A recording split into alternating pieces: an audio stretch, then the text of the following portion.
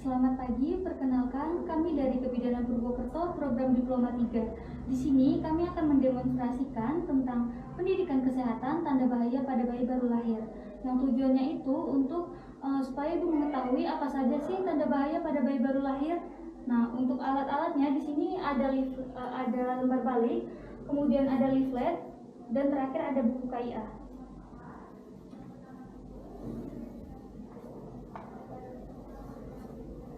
Permisi Bu Fida. Selamat pagi Ibu, silakan duduk Ibu. Terima kasih. Dengan Ibu Adisti ya. Ibu. Baik Ibu, perkenalkan saya Bidan Sartika yang membantu proses persalinan Ibu kemarin. Nah, hari ini kan Ibu sudah boleh pulang ya Bu ya. Jadi saya minta waktunya sebentar untuk memberikan pendidikan kesehatan tentang tanda bahaya pada bayi baru lahir. Nah, yang tujuannya itu agar Ibu mengetahui apa saja sih tanda bahaya pada bayi baru lahir, kemudian tindakan apa yang harus dilakukan seperti itu Ibu. Nah, di sini pada buku KIA ini juga ada penjelasan tentang tanda bahaya pada bayi baru lahir. Di sini Ibu bisa membaca sembari saya menjelaskan Ibu. Bisa dilihat ya Ibu. Apabila ada pertanyaan, Ibu bisa bertanya ketika saya selesai menjelaskan. Apakah Ibu Bapak bersedia? Bersedia. Baik. Yang pertama itu neonatus atau yang biasa kita sebut dengan bayi baru lahir ya Bapak Ibu, yaitu bayi dengan usia 0 sampai dengan 28 hari. Nah, untuk tanda bahayanya sendiri yaitu suatu keadaan atau masalah yang dapat mengakibatkan kematian pada bayi. Nah, untuk tanda-tandanya itu yang pertama ada bayi tidak mau menyusu Ibu.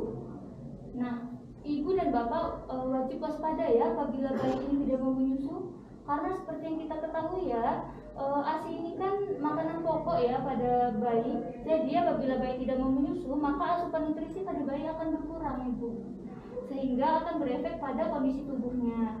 Nah, yang kedua ini ada kesulitan dalam bernafas atau sesak nafas.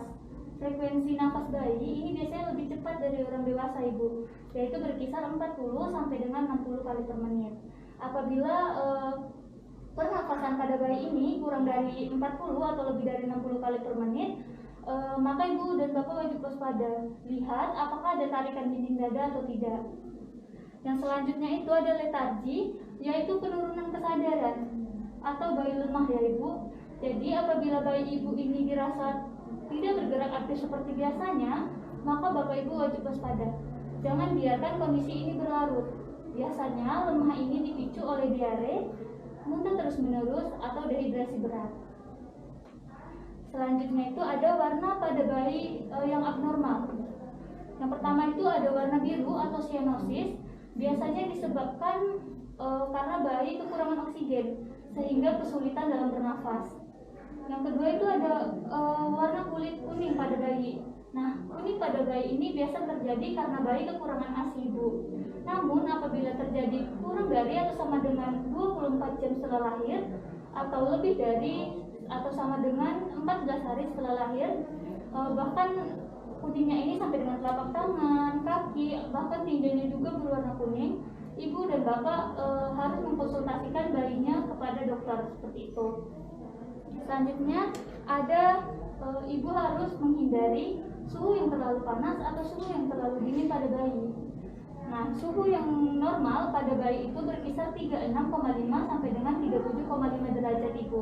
Jadi apabila suhu ini lebih dari 37,5, maka bayi Ibu mengalami febris atau yang biasa disebut dengan demam.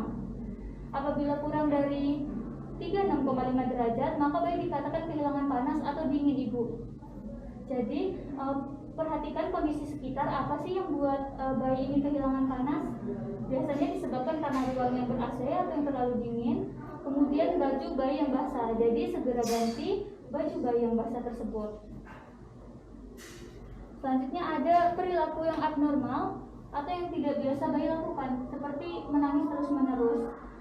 Jadi apabila bayi Ibu menangis terus-menerus kendati sudah diberi ASI atau dipupuk masih saja nangis, maka Ibu harus segera konsultasikan ini kepada dokter. Bisa jadi ada ketidaknyamanan lain yang dirasakan oleh bayi. Kemudian mata bayi yang bengkak atau bernanah. Jadi nanah yang berlebih pada mata bayi itu menunjukkan adanya infeksi yang berasal dari proses persalinan Ibu. Jadi Ibu bisa membersihkan mata bayi menggunakan kapas yang telah diberikan air hangat. Kemudian kemudian konsultasikan hal ini kepada dokter atau bidan. Kemudian ada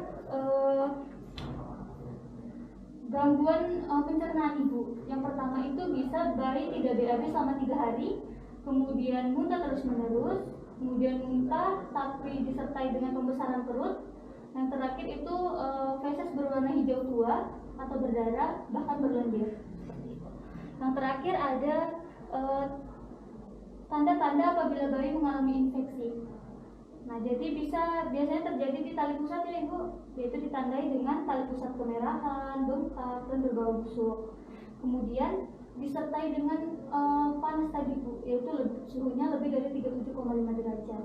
Sampai di sini apakah bisa diterima ibu? Bisa diterima. Apakah ada yang ingin ditanyakan? Begini Bu Bidan, saya ingin bertanya, untuk perawatan tali pusatnya itu seperti apa ya Bu? Untuk perawatan tali pusatnya ya bu, jadi prinsip tali pusat ini kan harus bersih dan kering ya ibu. Jadi ibu bisa membersihkan tali pusat ini, tapi terlebih dahulu mencuci tangan dengan sabun. Kemudian bersihkan tali pusat dengan kapas yang telah diberikan air hangat, kemudian dikeringkan. Nah, penggunaan alkohol atau betadine itu boleh saja ibu, tapi tidak untuk dikompreskan. Jadi tali pusat itu hanya diberikan alkohol atau betadine, dioleskan saja, kemudian dikeringkan, lalu tutup dengan kasa steril.